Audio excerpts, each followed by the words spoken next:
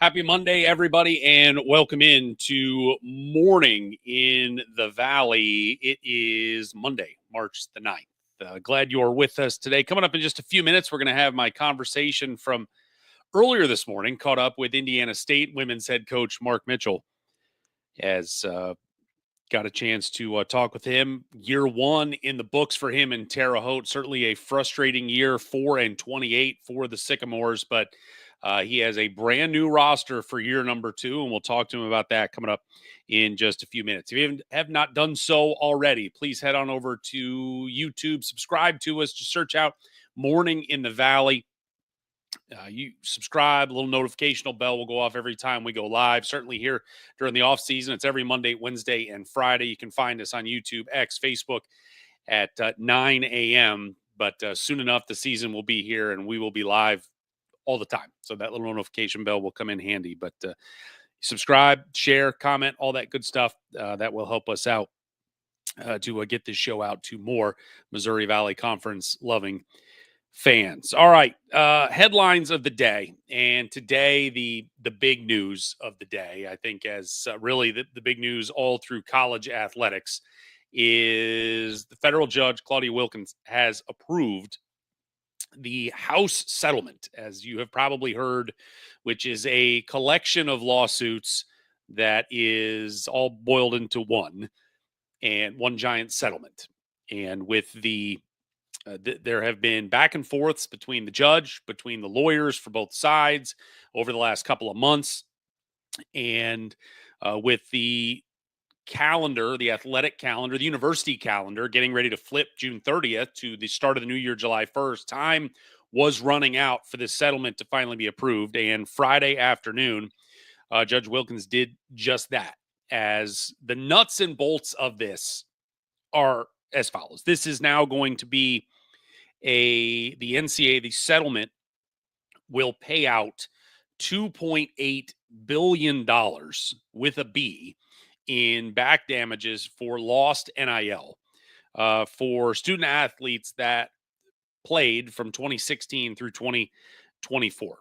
There are ESPN reporting 85,000 athletes have opted into this settlement to be a part of it.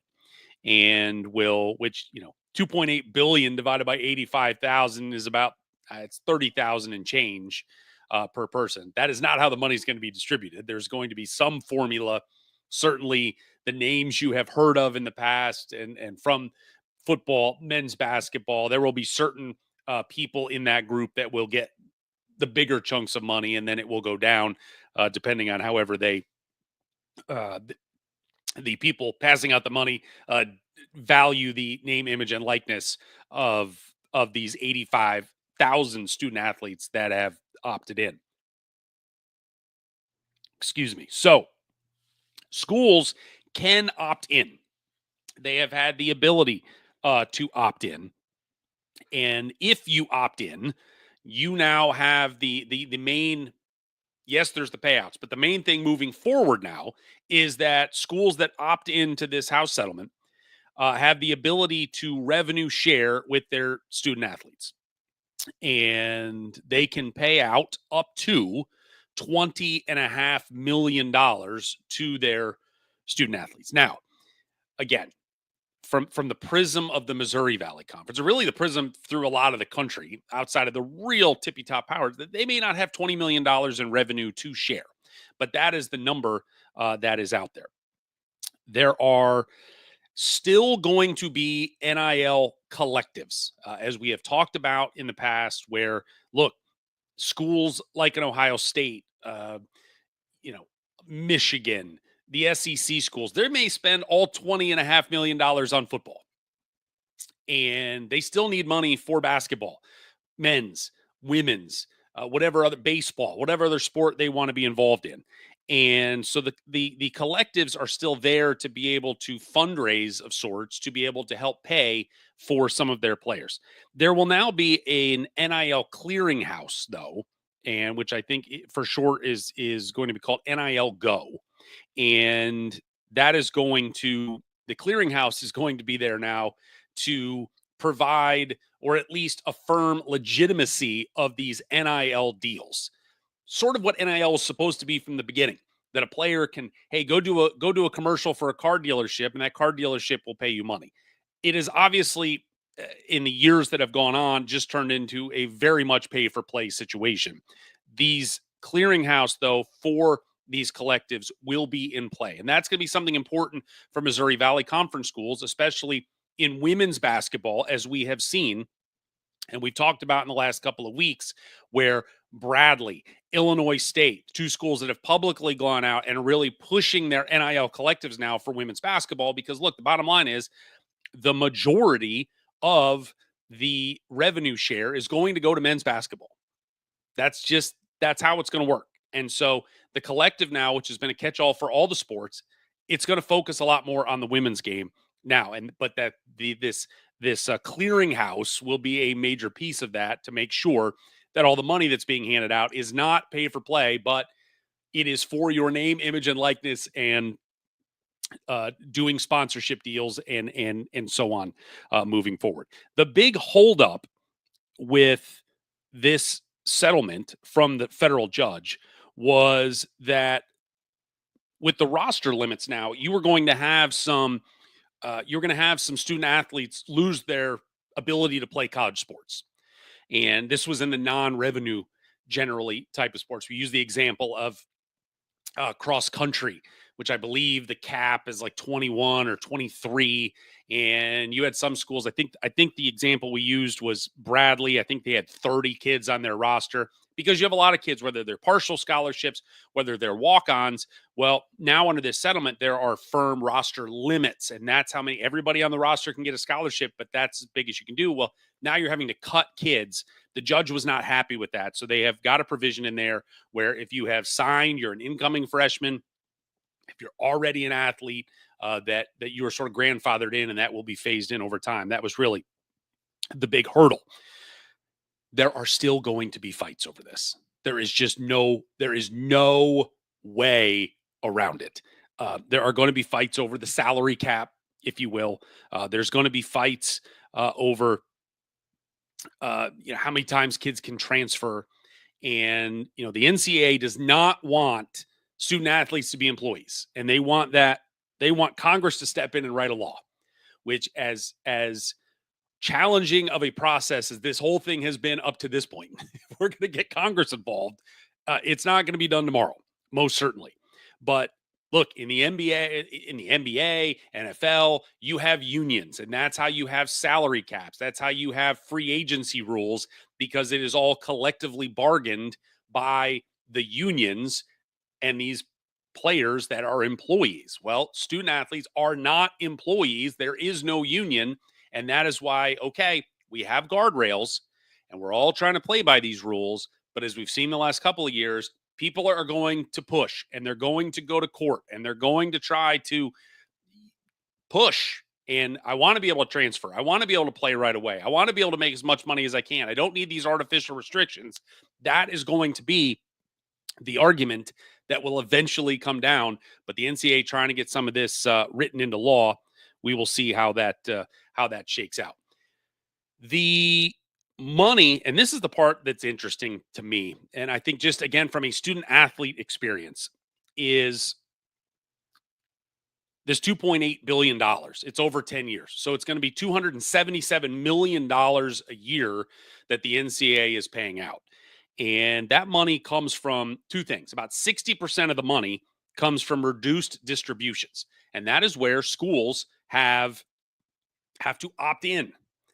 And yes, you have now a ticket to be able to share revenue, but there may not be as much revenue coming in, because 60% of that money, and that's about, we're looking at, $160 million a year, is not going to be given out to the schools anymore.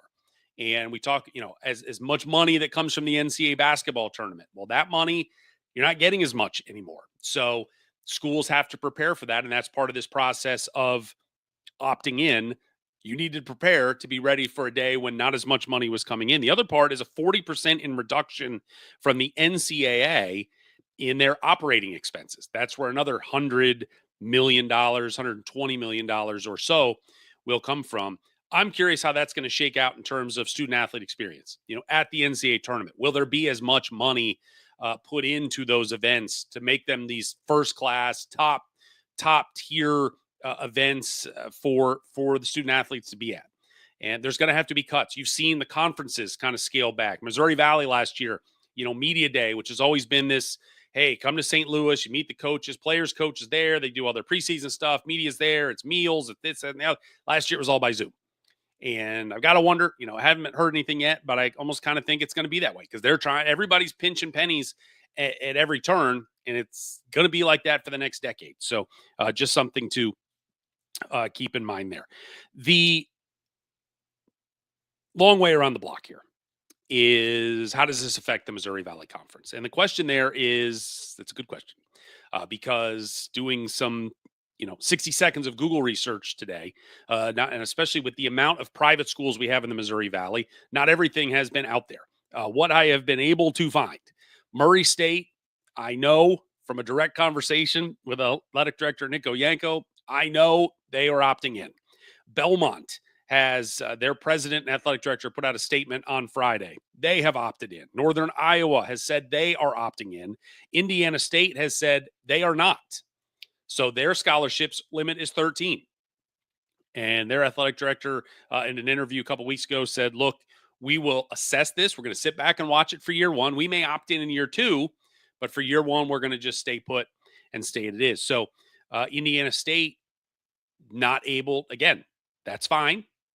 There's no gun to your head to opt in, but they lose the ability to share revenue and be able to pay their basketball players. So now they have to rely on these NIL collectives, and that is where Indiana State might be a little bit behind the eight ball in trying to raise funds. That's up to them. I think there are some schools, certainly. So the other 7 schools haven't been able to find anything out. I think we can make assumptions about some one way or the other, but that'll be something to watch moving forward as the days roll forward here after this settlement. But it is finally approved. Paychecks can start being handed out July 1st, and certainly coaches that recruited players to bring them in, and summer workouts have already begun. All that was under the expectation that this was going to be ready to roll on July 1, and now it is. So the House settlement is official. A new era of college athletics has begun, and the goalposts have moved yet again. And it's just a matter of time until we see them move again. And that, it's coming. But maybe for now, these new rules. I think the biggest thing that's going to happen here is what you are going to see college athletics forever has been about operating in the gray area. Not only operating, but excelling in the gray area. What can we do that may not necessarily be within the rules, but maybe we're not necessarily breaking the rules? And okay, so we have new rules now. It's felt pretty rule-less for the last several years, but okay, these rules are in place. You can spend $20.5 million. Well, what's going to stop somebody from just blowing through it? What's going to be the punitive damage? I believe there is. Gosh, I don't even want to say this out loud because I'm on a belief, and I didn't scribble this down in my notes. I think there are something from the power conferences that if you lose membership, if you go through, there are some breaks, but look, the bottom line is the rules are made to be broken in the end, and that is the way this is going to be. And schools, the bigger schools especially, that are needing more revenue, that are needing to find more, because $20.5 million isn't enough. Where can they get it? That's where this clearinghouse is here to try to put some guardrails on to make sure the money is being a valid business purpose, as they put it, to go in. So we'll see how that works out. But for now, the House settlement's ready to roll. July 1, the calendar flips, and a new era of college basketball is here. All right. That out of the way. That was a 17-minute manifesto. Thought it might be 5, but, we talk a lot. All right. So other news and notes from the women's game. Speaking of Friday, it was a Friday news dump kind of day, as Murray State's Rochelle Turner has earned herself a new contract extension, as that will keep her at Murray State through the 2028-29 season. course, Kentucky law, it's 4 years is the max on these deals. So it's always 4 years, but she's got a fresh deal, 4 years, and certainly earned it there with the Racers. All-time winningest coach in program history. She's had 3 20-win seasons plus in the last 4 years. Last season winning 25 games, which was the most ever in program history, leading the Racers to their first ever Missouri Valley Conference regular season championship, and got them a Missouri Valley Conference tournament championship, taking the Racers to the NCAA tournament for the first time since 2008. So a good deal there for Coach Turner. Congratulations to her. All right. Time now for our guest, as we're going to welcome in Marc Mitchell. He is the head coach of the Indiana State Sycamores, getting ready for year number 2. Year 1, certainly, as I said at the top, challenging. 4-28 overall, 2-18 in the Missouri Valley. And just a unique situation for Coach Mitchell, which you'll hear him get into. And it was just, you're going through here in the spring and you're looking at rosters, and sometimes you're waiting to see who's coming back. And you look, and I went to their roster page, maybe a month ago, and the 2025-26 roster had 0 players on it. I was like, well, maybe they just haven't transferred them over. And then I went and looked, and it's like, nope. Everybody went in the portal at the end of the year. And so year number 2 started with an absolute clean slate for Marc Mitchell. And we're going to talk to him about that right now. I talked to him about an hour ago due to the fact that I am a stone cold moron, that no matter how long I have covered this league, no matter how long I have been sitting here in Western Kentucky, I have still not wrapped into my thick skull that Terre Haute, Indiana is in the Eastern time zone. So all of the communication I had with the sports information director at Indiana State was, I need to talk to coach at 9 a.m., no problem. And at no point did I say 9 a.m. Central time. And so last night sort of woke up, and I have no idea why that part of my brain kicked on. And I thought, I have a feeling he might be here at 9 o'clock Eastern time. And so I was locked and loaded at 8 a.m. Central, and lo and behold, there was Marc Mitchell. So this was our conversation from about an hour ago with Indiana State women's head coach, Marc Mitchell. Well, Coach Marc Mitchell, glad you're with us today. Last year, May 10th was the day you got the job, a little late in the cycle in the springtime. How has this spring been different for you in terms of just preparing for a season? It's been great. This season, it's been awesome. This off season has been awesome. I get to recruit my own players, build relationships with my own players and their families and their parents. So it's nice when you get to go grocery shopping for yourself. Of course. 4-28 last year. I can only imagine the just frustration of the year and trying to go through your first year. What was the hardest part for you as a head coach of, I'm coming in, I'm trying to build a culture and build a foundation, and you're just not getting that pat on the back from the scoreboard that, hey, maybe things are going in the right direction? Yeah, it was just, I come in, I have a winning mentality, a will to win at all times. I hate losing more than I love winning. And then, it's just first year blues, kids that were here prior to you getting here. I did bring in a couple of young ladies, but, obviously it was late, in June, you're bringing in kids. So, it just was a matter of, a lot of those kids just didn't sign up for a coach like myself. What is a coach like yourself? I'm passionate. And I'm a winner. Yeah. If you're not about winning, if you're not about the team winning, and doing whatever is necessary to win, we're just not going to get along. You got to, I have those type of people inside my circle. If you look at my past and the relationships that I've built with a lot of young women and their families, they're all winners. They're winners in basketball, and they're winners in life. And those are the people that I want to surround myself with, and everybody else has to hit the door. When the season ended, everybody got in the portal. And I think from the outside, there's always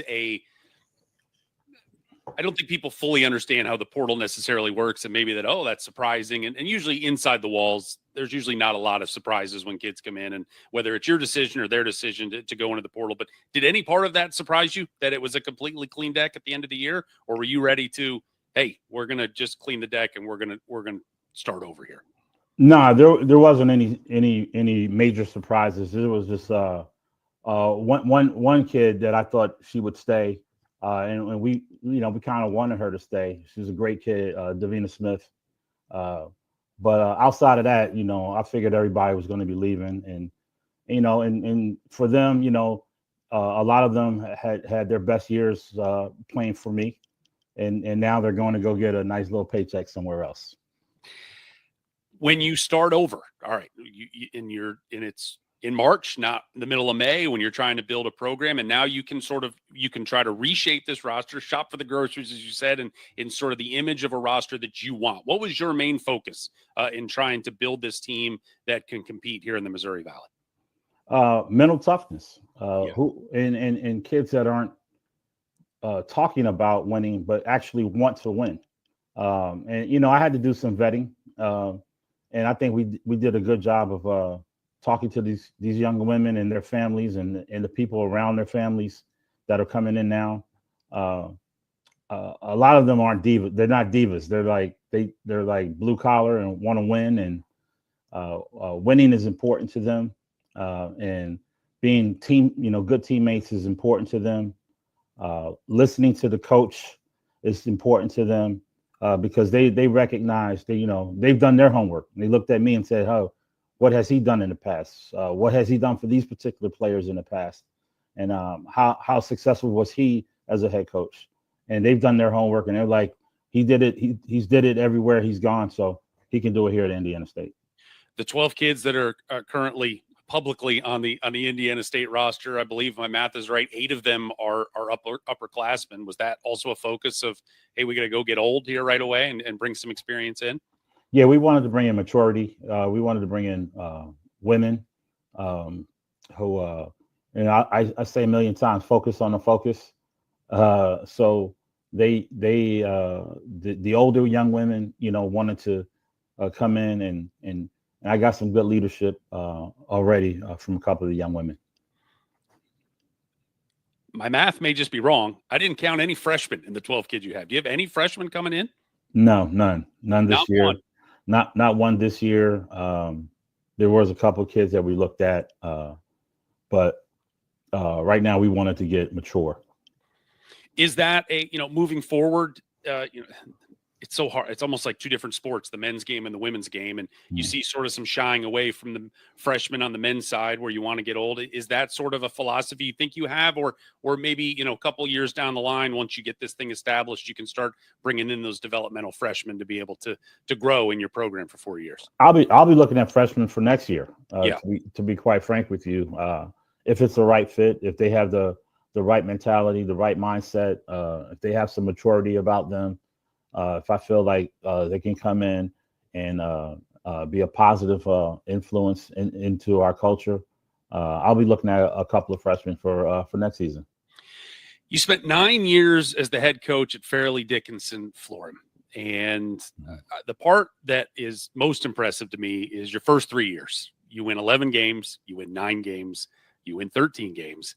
And then you made the leap in year 4, you win 24, you get to the Division III NCAA tournament. And then obviously year 5, you run the table, you win a national title. As a builder of a program, what have you been able to maybe look back at from that run 15 years ago of the early days of building it to apply to today there at Indiana State, where 4 wins is very quickly going to be in the rearview mirror and you're going to look to see what you guys have built that Sycamore program into?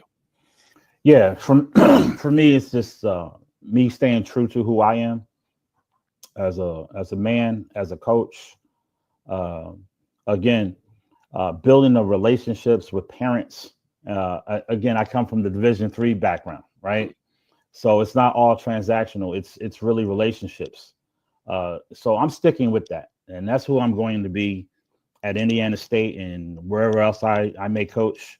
This is who I'm going to be. I'm going to be about relationships. I'm going to be about transparency, being open, My door's always been open to talk to people, but people talk about me, but they don't come talk to me. Yeah. Recently, but in the past, I've had people come and we've had conversations. We sat down and talked, and I think that's the way to go. It works for me. I get to sleep at night, very comfortably because I've been honest and open with these young women on who I am and what I'm about and what this whole thing is about. And it's about winning, and it's about being together. It's about working for each other and not being selfish. You've been a head coach at the high school level, Division III, Division II, Division I. You're at St. Peter's for 4 years before coming to Indiana State as well. The basketball's the basketball. What's the biggest change being a Division I head coach as maybe opposed to those other levels? Yeah, I mean, I coached at St. Peter's for 4 years, and that was a tremendous opportunity for me and a great experience for me. Um, the difference, basketball is the basketball, like you said, right? Uh, in today's society, it's a lot about, a lot of people are transactional, and I'm just not going to feed into that. I'm going to be who I am and be about relationships. And the NIL situation is extremely different now. You got to have NIL money to get the big name kids and all of that stuff. But I don't have NIL here. The good folks here in Terre Haute, for the women's side at least, said they don't believe in NIL. But I think that'll change. Can you win without it? I have to. I have no choice. I mean, who I am is who I am. I'm going to win. I mean, where I come from, I don't come from anything anyway. So I've always had to pull myself up and come through the gutter and get it done. So, I'm going to get it done with or without help. It's going to get done because this is who I am and this is how I'm built. Last year, offensively, you guys believe averaged around 68, 69 points a game, which was the most for an Indiana State team in 14 years. All those kids are obviously gone, but just from just from a philosophical standpoint, how you want to play, how did you like what the offense did last year? And are there any bricks that you can take from year one to year two, even with a completely new slate of players? Yeah, I mean, that's how I like to play fast. I want to play fast. I'm going to play up tempo. A lot of those young women didn't have any opportunities to play until I got here. So you can look at their numbers prior to me being here and then with me, their coach. And this is why they're gone and, going to make some money somewhere else. It is how I want to play. We just weren't mentally tough enough and defensive minded enough to get stops and do all that dirty stuff, getting on the floor and 50-50 balls, and all those things, like taking charges. I mean, it was a struggle to get some kids to take some charges. But I think that, the young women that I've recruited now, I think we'll be a little bit more defensive minded, toughness, a little bit more athletic, and a little bit more aggressive on the offensive side as well. In a perfect world, you've got the players you want, and what is the style you want to play? I mean, do you want to win an 85-80 game? Do you want to win a 65-60 game? What is your perfect basketball picture? I want to win an 80-60 game. That's the perfect scenario. But no, I want to be in the 80s, 90s, 100. I want to get up tempo and play fast, and then I know there are times you're going to get stuck in the half court, and we want to have an inside presence to go to, to go downstairs and get some fouls and be very proficient at the free throw line as well. First rodeo through the Missouri Valley Conference. What would you describe the overall personality of this league that you're trying to compete in? There's a lot of really, really good coaching in this league. I mean, Bart at Belmont, Allison at Drake, Tanya Rochelle. I mean, it's just so many really, really, really good coaches in this league that people really need to take notice of. And I have. I mean, it was a rude awakening for me. I mean, I knew they were good, but I didn't know they were that good. They really know how to put their players in good positions to be successful. So I just have to be on my P's and Q's this year. But the style of plays are different from various coaches, but they just do a fantastic job of putting their players in the best position to be successful. When you are when you're in a league, and it really doesn't matter what the league is, do you try to put a program and a roster on the floor that this is Mark Mitchell's team and I'm going to make everybody adjust to me? Or do you need to sort of assimilate a little bit and figure out, to your point about the personality of the league and whether it's a grinder league or we're going to get up and down and run league and try to fit in and compete in that way? No, I'm never going to assimilate and do what anyone else does. I'm going to do what I do. I am me. I'm hard nosed, tough skin, get up in your face, pressure defense, make life difficult for you defensively, and we're going to run offensively. That's who I am. And no matter what the situation is, you can be up 15. We're going to keep fighting and swinging until it's zeros on the clock, and whatever the score is going to be. But we're going to fight to the end. Those are the type of young women that I'm going to recruit and have play for me. No excuses. We are going to do what we have to do, and I'm not going to assimilate to what everyone else is doing. You got to deal with me. Last year, your schedule was a beast in the non-conference. Purdue, Marquette, number 8 Iowa State, throwing Western Kentucky, Butler as well. What's sort of the general scheduling philosophy going to look like here for 2025-26? Well, we're playing Western Kentucky again. We're playing Butler again. No, we don't have Iowa State or Marquette on the schedule this year. But you know, I just tried to fill out the schedule this year, and moving forward, you know, obviously I'm going to try to play a little bit tougher schedule moving forward, starting next season, and see how it goes. But I'm definitely not, you know, running and hiding from anybody. Your team is coming. Haven't quite gotten to campus yet, but summer workout's going to begin soon enough. What are you, whether it's on the floor, off the floor here these next couple of months before you get into official practices, what are you most looking forward to about getting to do and with spending time with them off the floor, whatever it may be? What are you most looking forward to about this group? Oh, I'm looking forward to the relationships that we're building with one another.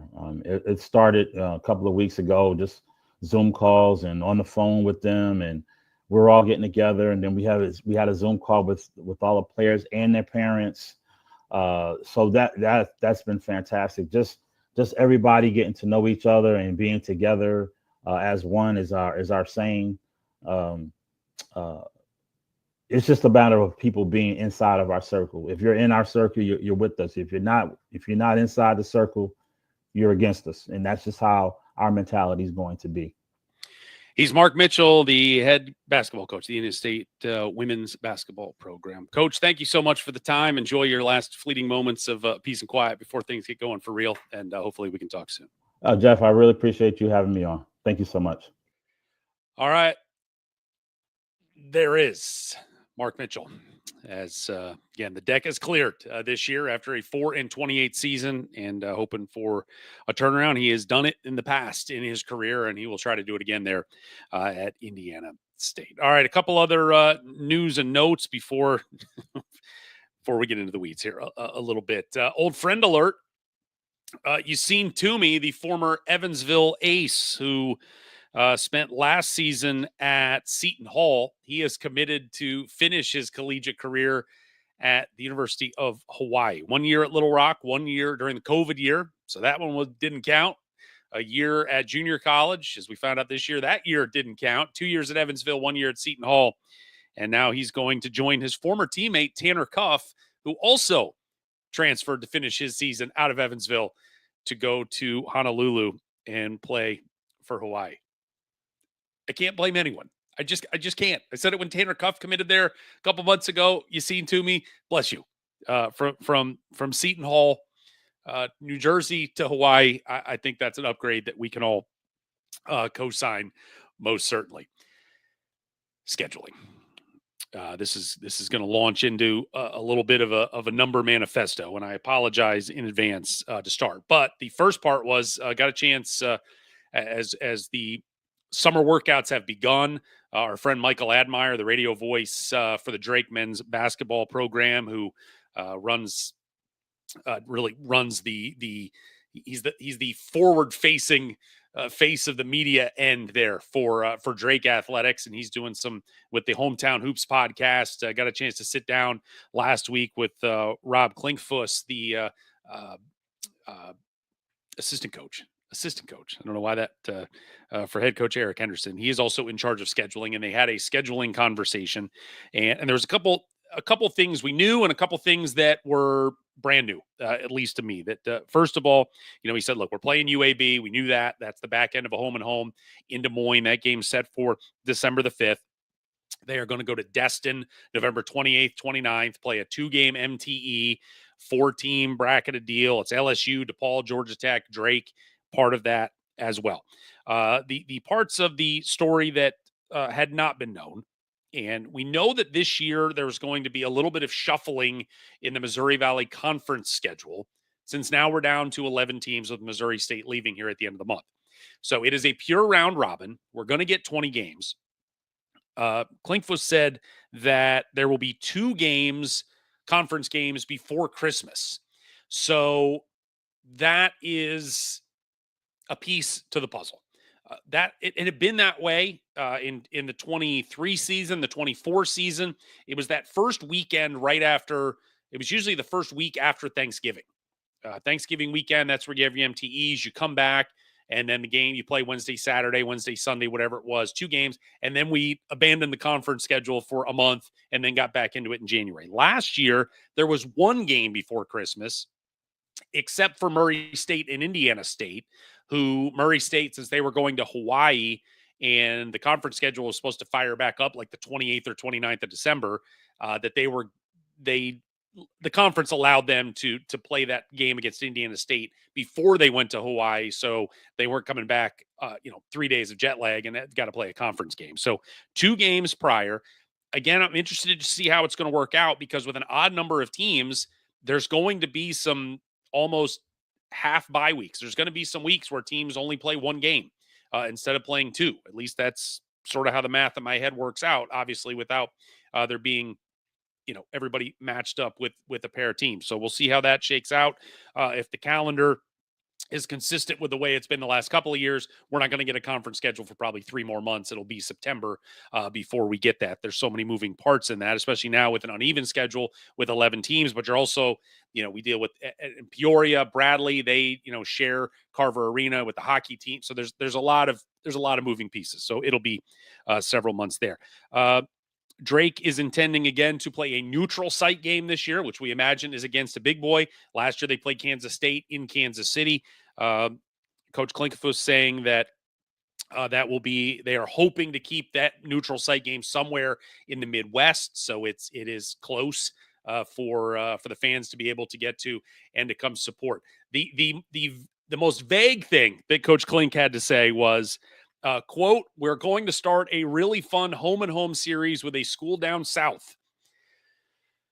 Okay, there's a lot going on there. So we're going south. The first game, he said, will be on the road.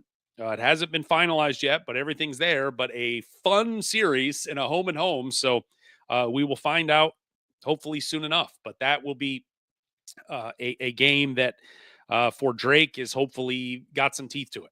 That to be able to get a significant home game coming back to Des Moines next season, but a really fun home and home series. So something to look forward to for Bulldog fans. Okay. We are now going to get into some number weeds, and I'm going to do my best to not overcomplicate this so it is able to be followed. But this is a I guess, a look at, as I try to find the unanswerable question of how can the Missouri Valley best operate in trying to become a multi-bid league again.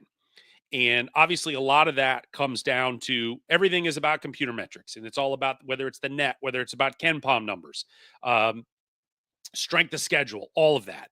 Uh, what is sort of the secret sauce to be able to make this work where this league can be? Look, we're not getting back to the days of 4 teams. Can we get back to 2 on a consistent basis? 2021 was the last time we had 2 teams in this conference, in this NCAA tournament.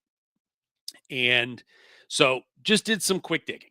And we talked really since March about my concern that Drake, despite winning 30 games, despite losing 3 games in conference, all by 7 points or fewer in conference play, and if they hadn't won in Arch Madness, they weren't going to go to the tournament.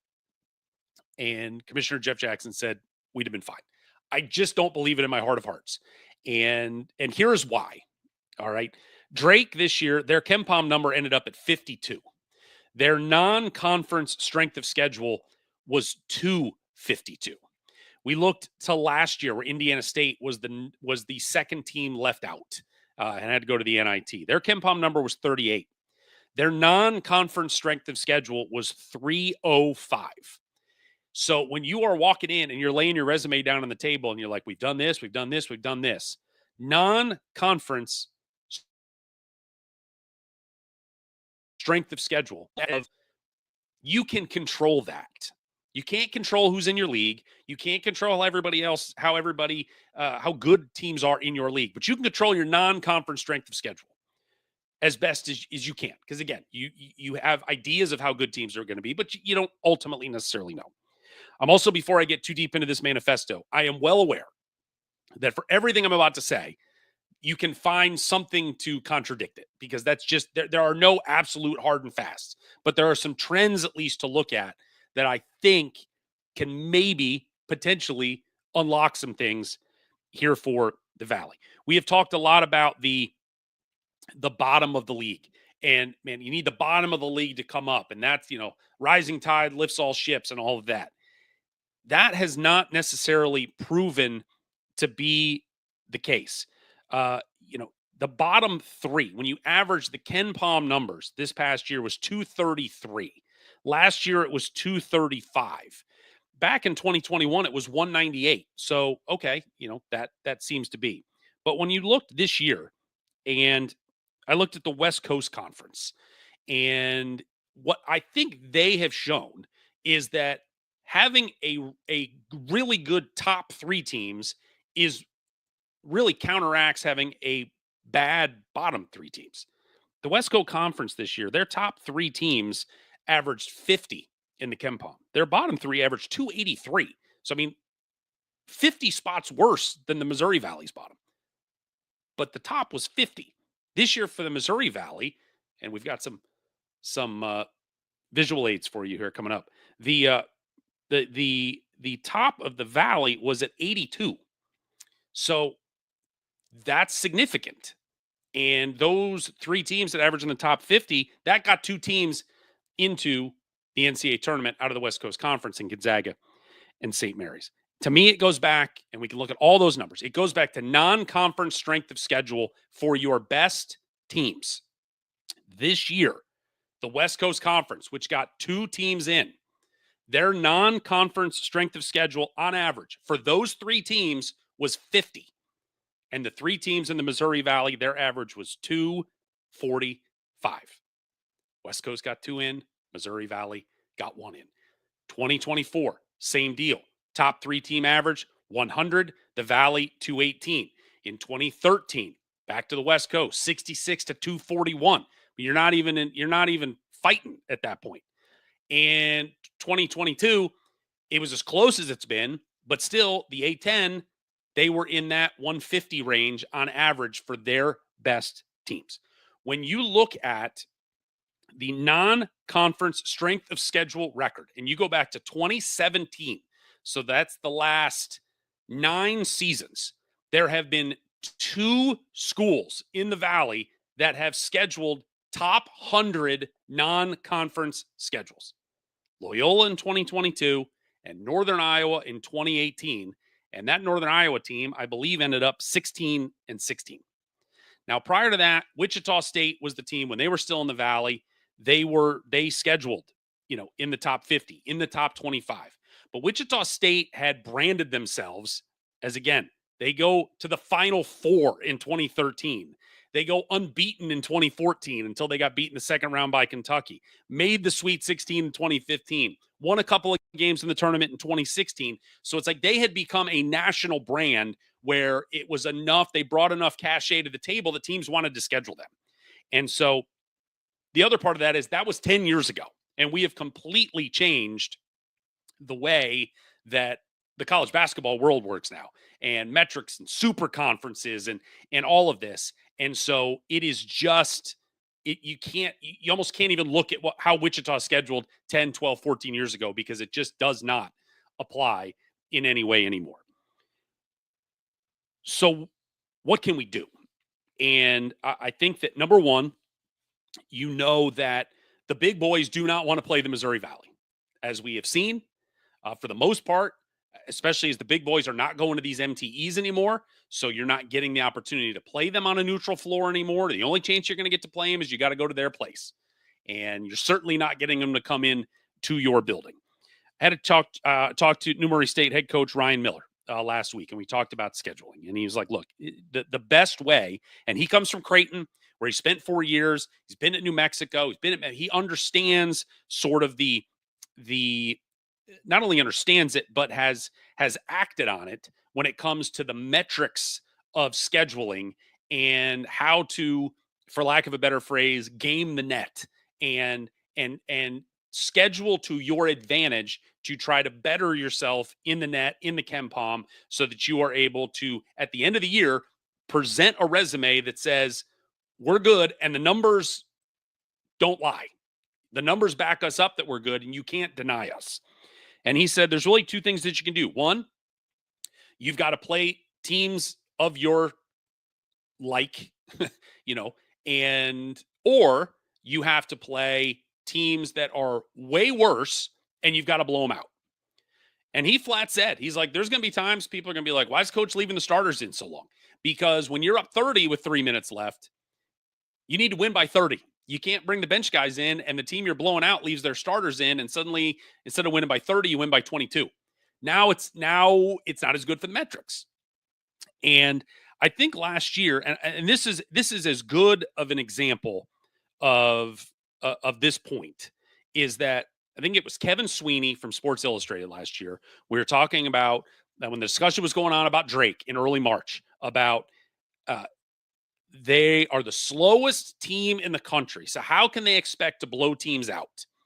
And, the fewest possessions and all that. And Kevin Sweeney's point was something, to paraphrase him, that blowing teams out is a skill. And because he referenced Houston, Drake was the slowest team in the country. Houston was like the 5th slowest team in the country. So to look at the bad teams on their roster, on their schedule last year. All right, let's look at Drake.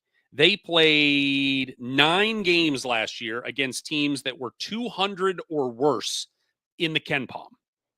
In those games, they beat Stephen F. Austin at home by 15. They beat Georgia Southern at home by 14. They went to Valparaiso, won by 6. They beat Green Bay at home by 10. They beat Evansville at home by 23. They beat Valpo at home by 10. They beat Missouri State on the road in overtime by 7. They beat Evansville on the road by 4. And they beat Missouri State at home in overtime by 8. 15, 14, 6, 10, 23, 10, 7, 4, and 8. Let's check on Houston. They played 5 games last year of teams 150 or worse. They got the benefit of playing a bunch of conference games. Everybody was in the top 100. That's awesome. But those 5 games they played early in the year against 150 or worse, they played Jackson State at home and beat them by 57. They played Louisiana at home, beat them by 46, beat Hofstra by 36, beat Toledo by 29, and beat Texas A&M Corpus Christi by 36. Blowing teams out is a skill, and Houston was very skilled at that. And that is why at the end of the year, Drake was 52 in the KenPom, and Houston was 2. Now, did they benefit from playing in a much better conference? Of course. And there's no one smoking gun to do this here, but that is the point where if Drake gets 9 of those chances and they are able to go beat everybody by 20, when in the end they had one win by more than 15 points last year out of those games I referenced. If they could have beat everybody by 20, they would not have been 52. And the metrics would have floated up and they would have been in better shape. So this just comes down to, if you're going to play bad teams, you got to beat bad teams. And it can't be one team. It's got to be the top couple that are going to be able to schedule well, help that non-conference strength of schedule, and then that will sort of rise the ships. I just believe that's sort of the path. And that is what Jeff Jackson wants for, it's 4 or 5 quad 1, quad 2 games that they need to play every year in the non-conference to try to help boost that. But last year, when you get Drake with a non-conference of 252 and Bradley at 259 and Northern Iowa at 224, those were the 3 best KenPom teams all year, and their numbers were not good in the non-conference. And so if you are able to schedule a top 100 non-conference, which still doesn't sound awesome, but it's a lot better than 250. If you can get into the top 100, you get a little more grace of like, look, they went and played some tough people. Yeah, they didn't win all of them, and that's okay. But the way that this is now trended, where you are stuck by these, the SEC getting 14 in and all of these at-large bids getting gobbled up, you have to do what you can. And obviously last year, just going 30-3 to get into the tournament, I think was the final number from Drake, that if they go 29-4 and lose in St. Louis, I don't know that that's good enough. And that is criminal that is the case. So that just something to keep in mind as teams put together their non-conference schedules. And that's also part of it is like, you don't know, you're asking, it's not just one team. It's, hey, we need like 3 at the top to be able to really schedule well. And right now on June 9th, I don't know that anybody knows who's good. What do you know that you have? Certainly, I think Illinois State, Brian Peden has a good idea what he has. Ben Jacobson at Northern Iowa has a good idea what he has with guys coming back. But with so many other new pieces to so many schools, it's going to be a challenge to sort of forecast, hey, I think we're going to be good. And that is going to be, that's the challenge in this whole process. And again, you can't play big teams. You've got to find a way to find other mid-majors that are around the 100 mark, in that 50 to 100 mark that we talked about a couple of weeks ago. They are out there. They are in this relative Midwest, Southeast region. Get them, be able to play those top hundreds, and then go play 300 plus and just blow them out.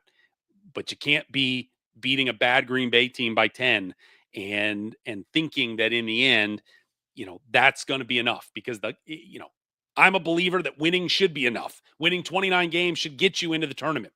The computers disagree. And unfortunately, that is where so much weight is being put on these days, is it's on the computer numbers and strength of schedules in the non-conference at 250. And I mean, again, the fact that we've had 2 schools in the last 9 years schedule in the top 100, that needs to find a way to change. And if it can, I firmly believe that the Missouri Valley can get 2 back in here to the big dance soon enough. All right. That was deep into the number weeds, and I hope I made a coherent point. I hope. We will see. But I did all the homework, thought I would share it, and we will keep an eye on that as we continue to get these non-conference schedules put together here over the next couple of months. I want to thank Mark Mitchell, Indiana State women's head coach, for being with us this morning. Ashleen Bracey, the UIC women's head coach, she will join us coming up on Wednesday morning.